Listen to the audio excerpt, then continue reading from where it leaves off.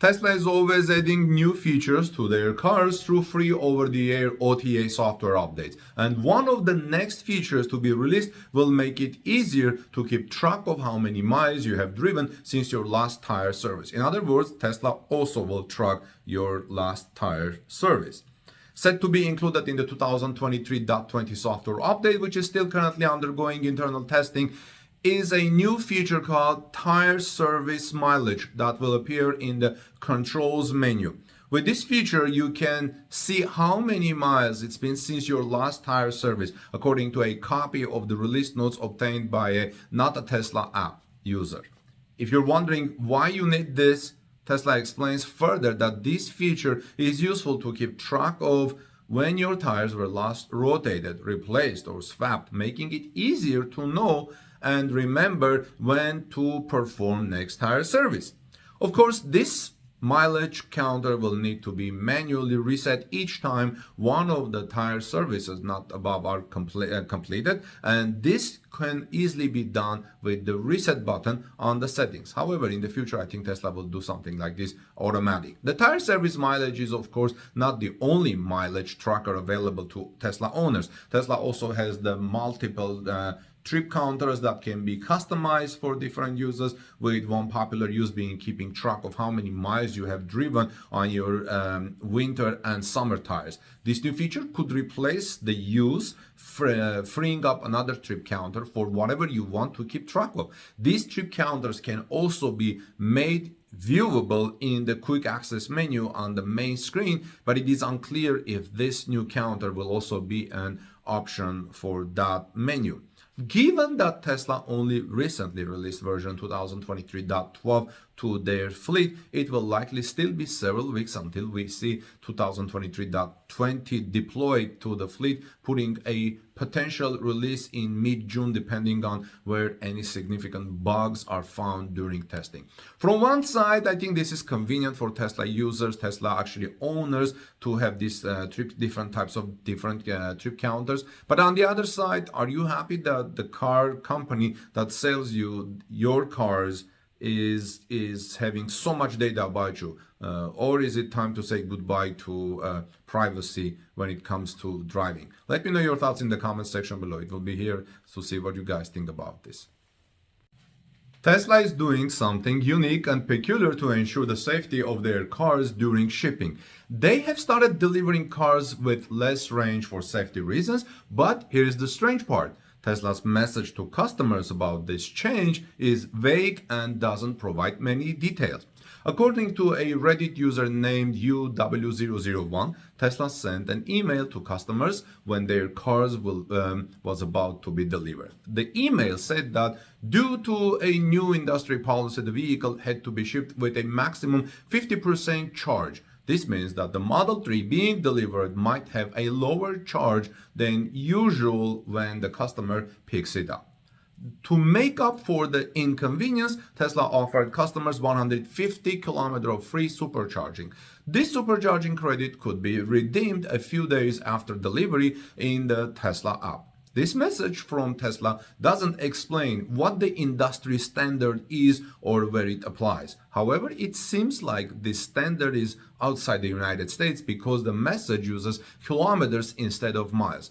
The original Reddit poster confirmed this by mentioning that they were receiving a rear-wheel drive Model 3 from China. By the way, I will have the link of that Redditor in the description of this video. According to another user on the Tesla Motors Reddit subreddit, this policy is a Chinese standard. In China, vehicle companies are required to deliver electric cars with less range to reduce the risk of accidents.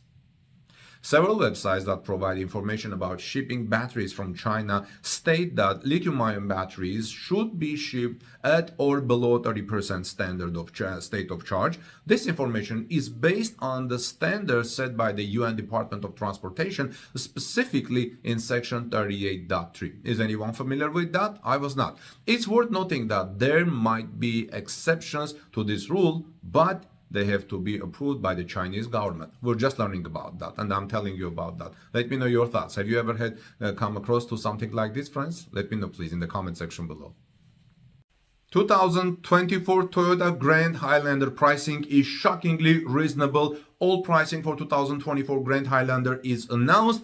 It is better than expected. Welcome back, everyone. This is again Armin Harayan from torquenews.com. If you are here first time, please subscribe to our channel for daily Tesla, Toyota, and electric vehicle news. So Toyota just announced pricing for its 2024 Grand Highlander. I will try to break down all 10 different pricing scenarios with the help of our Jeff Teague, who covers Torque News Toyota. Toyota Grand Highlander has 3 different trim levels: XLE, Limited, and Platinum. Each trim is broken down into 3 different powertrain options and various front-wheel drive and all-wheel drive setups. The gasoline-only Grand Highlander, yes, a tall person can fit in the 3rd row, is available in XLE, Limited, Platinum, all 3 trim levels. This system produces 265 horsepower and 310 pounds of torque. Look for a 2.4-liter turbo 4-cylinder engine matched with a direct shift 8-speed electronically controlled automatic transmission. A Toyota Highlander 2024 buyers can choose from front-wheel drive or dynamic torque control all-wheel drive. Now, let me talk about the pricing. The pricing is as follows. XLE 4-wheel drive, $43,070. XLE all-wheel drive, $44,670. Limited 4-wheel drive, $47,860. Limited all-wheel drive, $49,460. And Platinum all-wheel drive, $53,545. The 2024 Grand Highlander Hybrid utilizes a 2.5-liter 4-cylinder with electric motor power. This delivers 245 total hybrid horsepower. Match that up with electric on-demand all-wheel drive. The hybrid is offered in XLE and Limited grades. XLE Hybrid 4-wheel drive costs $44,670, not bad. XLE Hybrid all-wheel drive is $46,270, and Limited Hybrid all-wheel drive is $51,060. Hybrid Max produces the most power and will be popular with potential purchasers, to say the least. This gives drivers 362 horsepower and 400 pounds of torque. This may remind you a bit of Toyota Crown, as that produces 340 horsepower and 400 pounds of torque with a similar setup. Plan on a 2.4-liter turbo 4-cylinder engine with electric motor power matched with direct shift 6-speed automatic transmission. It is only available in full-time electronic all-wheel drive.